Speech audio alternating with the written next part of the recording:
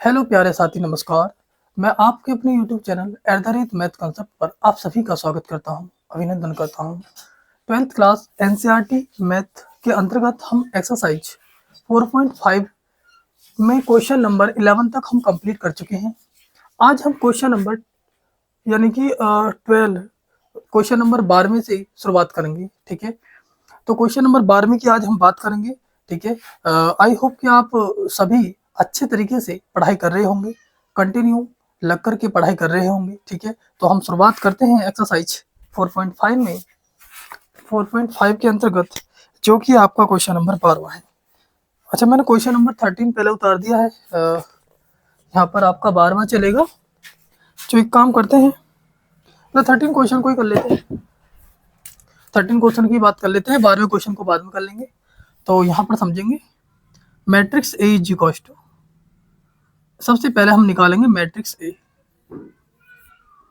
Matrix A निकालेंगे यानी कि यहाँ पर 2x का गुणांक, y का गुणांक 3 लिखेंगे और z का गुणांक 3 लिखेंगे, और x का गुणांक 1, y का गुणांक -2, z का गुणांक 1, x का गुणांक 3, y का गुणांक -1, z का गुणांक -2। ठीक है, और मैट्रिक्स बी की बात करें तो v इज इक्वल टू आपका कितना हो जाएगा, 5 4 3। ठीक है, और मैट्रिक्स क्योंकि 5 4 4 मतलब माइनस के 4 है भाई, यहाँ पर 5 माइनस के 4 और 3 ये मैट्रिक्स भी होगा। एंड आप भी एक्स की बात हम करें तो आप भी एक्स बराबर कितना हो जाएगा, यानी एक्स वाई जेड। आप भली भांति जानते हैं क्योंकि इस समीकरण निकायों के अंतर्गत आपका एक्स वाई जेड है, तो हम एक्स वाई जेड ही लिख रहे हैं।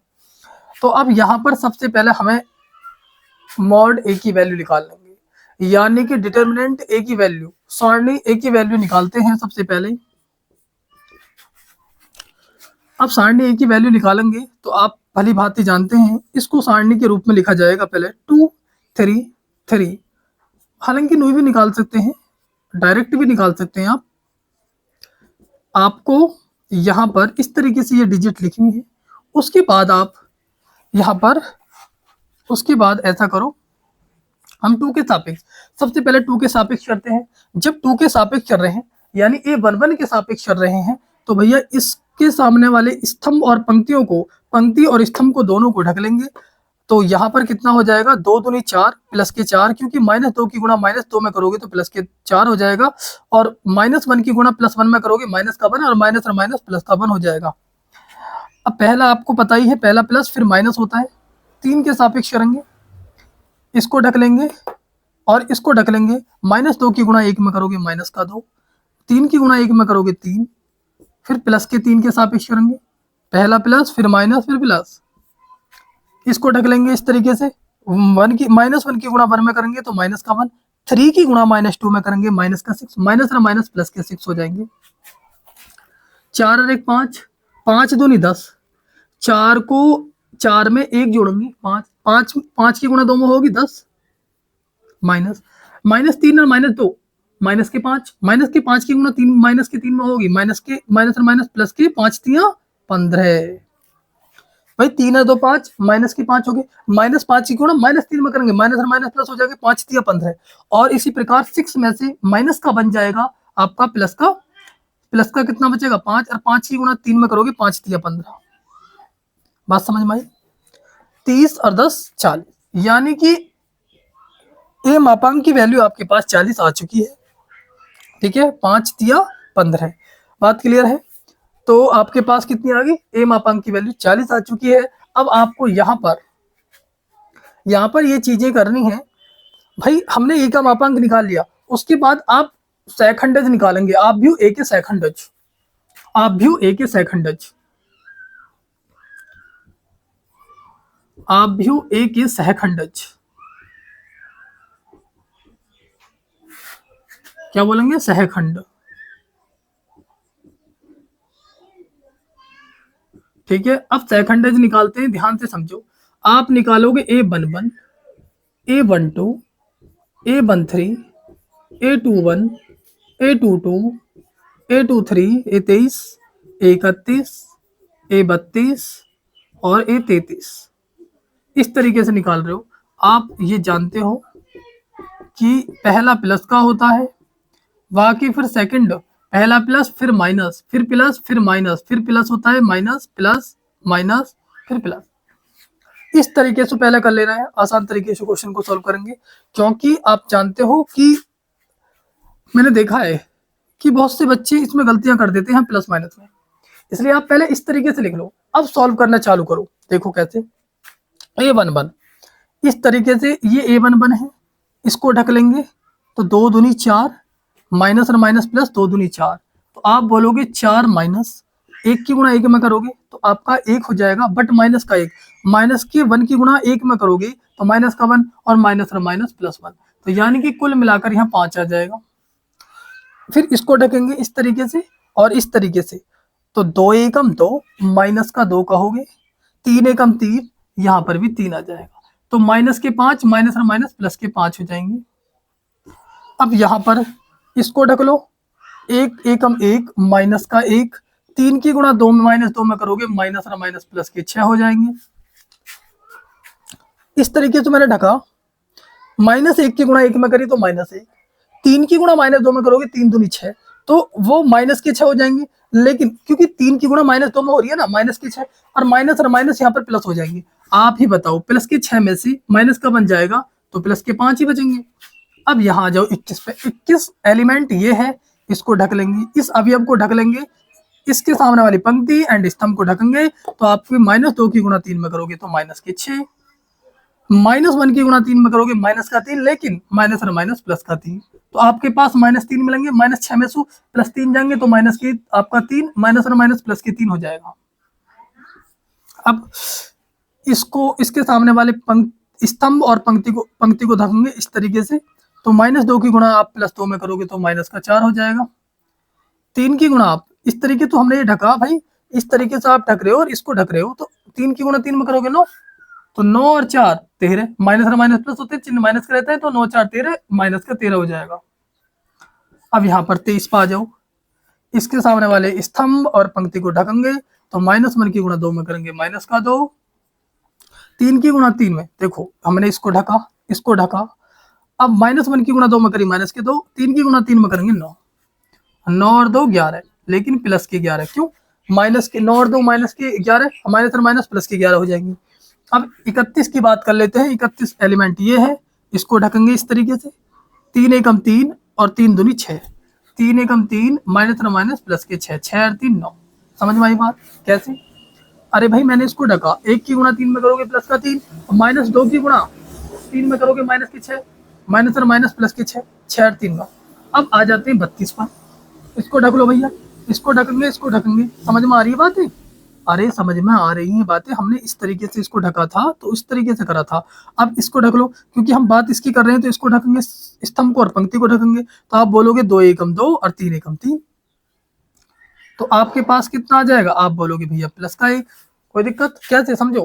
अरे भाई यही तो है, A32 की बात चलिए, A32 एलिमेंट ये होता है, तो इसको ढकोगे भाई, अभी अब यही तो है A32 वाला, तो इसको स्तंभ को ढक लो और यहाँ पंक्ति को ढक लो, तो 1 की गुणा 2 में करोगे 2 एकम 2, 1 की गुणा 3 में करोगे 3 एकम 3।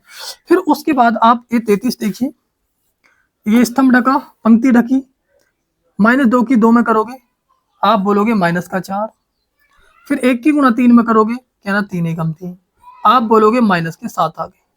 यहाँ तक दिख रहा है क्या? हाँ ना, ठीक है, कितना होगा, यहाँ माइनस के 7 आ गए। अब हमें यहाँ पर एडजॉइंट ए निकालना है, तो एडजॉइंट ए निकालना है तो हम यहाँ निकालने का प्रयास करेंगे, एडजॉइंट ए, एडजॉइंट ए। अब एडजॉइंट ए कैसे निकालते हैं, जो भी आपके पास सेकंडज आए हैं उन सेकंडजों का परिवर्त कर देना ही होगा। पहले इन सेकंड से जो सेकंड है इनसे आप भी बनाइए, 5 5 5, तीनों में 5 5 भी आ गया, बात क्लियर है? हाँ जी, 5 5, ठीक है। तो बात करते हैं यहाँ पर 3, यहाँ पर माइनस के 13 आया था, यह 11 आया था, यहाँ 9 आया था, यहाँ 1 और माइनस के 7, इस तरीके से। अब इसका क्या कर देंगे, डैश लगा देंगे, डैश मतलब परिवर्तन करना, यहाँ परिवर्तन कर देंगे तो हमारा फाइनली एडजॉइंट निकल कर आ जाएगा 5 5 5। तो यानी इस पंक्ति को मैंने स्तंभ के रूप में लिखा। अब इस सेकंड पंक्ति को सेकंड स्तंभ के रूप में लिखेंगे, थर्ड पंक्ति को थर्ड स्तंभ के रूप में लिखेंगे। तो यानी एडजॉइंट की वैल्यू फाइनली इतनी आ चुकी। अब इसके बाद ए इनवर्स निकालना होता है, क्योंकि मुझे इसको क्या करना है, आव्यूह विधि से हल करना है। आव्यूह विधि से भाई इस क्वेश्चन को क्या करना है, आव्यूह विधि से जो मैट्रिक है, मेथड है, उससे इसको सॉल्व कर रहे हैं। तो आपको क्या करना है भैया, उसके बाद आपका ए इनवर्स निकालना है। आप भली भांति जानते हो ए इनवर्स बराबर होता है एडजॉइंट ए अपॉन ए का मापांक। भैया ए के मापांक की वैल्यू आप जानते हो कितनी निकल कर आई थी आपके शुरू में, भैया 40 निकल कर आई थी। तो 1/40 लिखेंगे। उसके बाद भाई ए के मापांक की वैल्यू लिख दी, उसके बाद एडजॉइंट की वैल्यू जितनी आई है उसको लिखो। 5 5 5 और 3 माइनस के 13 और 11 और 9 1 माइनस 7। ये आपके पास ए इनवर्स में निकल कर तैयार हो गया। अरे दिख रहा है ना, ओहो ये क्या हो गया, अरे ये ब्राइटनेस कम हो जाती है ना इसकी, इस वजह से थोड़ा सा इस तरीके से दिखाई देने लगता है। ठीक है, आगे बढ़ते हैं भैया, चीजें समझ में आ रही है। अब मैं बात करता हूँ, यहाँ तक ए इनवर्स हमने निकाल दिया है। अब उसके बाद हम यहाँ पर x की वैल्यू और y की वैल्यू निकालने के लिए, देखो अब मैं इसे मिटा देता हूँ, जल्दी से स्क्रीनशॉट ले लेंगे। ठीक है, चलते हैं। हमारे पास भी ये है, इसको मिटाओ पहले। इसके बाद यहां से यहां आ जाते हैं। x की वैल्यू कैसे निकालते हैं, a inverse into B. x बराबर कितना है, x y z, और a इनवर्स की अभी अभी वैल्यू निकाली है उसको लिख दो। कहना आप कहोगे भैया यहाँ पर सबसे पहले तो 1/40 लिखना है, उसके बाद ये चीजें लिख देनी है। यहाँ पर इस स्तंभ को 5 5 लिखते हुए, और आप बोलोगे 3 माइनस 13 11, और आप बोलोगे 9, और यहाँ पर 1 माइनस के 7। इस तरीके से ए इनवर्स की वैल्यू लिख दी। अब बी की वैल्यू कितनी है, 5 माइनस के 4 और 3 है ना। अब इसको हम मिटा देते हैं भाई यहाँ से। ठीक है, अब सॉल्व करते हैं यहाँ से, समझो।